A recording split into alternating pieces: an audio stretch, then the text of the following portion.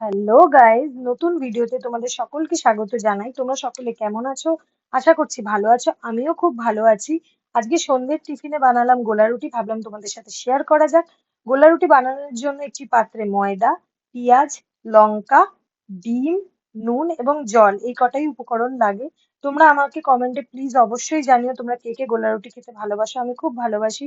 পেঁয়াজ লঙ্কা অলমোস্ট কাটা হয়ে গেছে। তারপর ওই পাত্রটার মধ্যে ময়দার সাথে সাথে পেঁয়াজ লঙ্কা, একটা ডিম ফাটিয়ে নিতে হবে এবং তারপর কিছুটা পরিমাণ নুন এবং জল দিয়ে এই ব্যাটারটাকে ভালো করে মিক্স করতে হবে।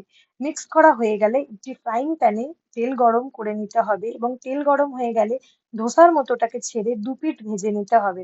দু পিঠ ভালো করে লাল লাল করে ভাজা হয়ে গেলেই আমাদের গোলা রুটি রেডি। খেয়ে বলো কেমন হয়েছে গোলা রুটিটা। দেখি কেমন হয়েছে। ওরে বাবা, ও না,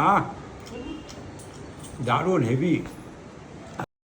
আমি যাই বানাই না কেন বাবা আমাকে খুব অ্যাপ্রিসিয়েট আর সাপোর্ট করে। তোমরা আমাকে সাপোর্ট করার জন্য এই চ্যানেলটাকে সাবস্ক্রাইব করে দাও।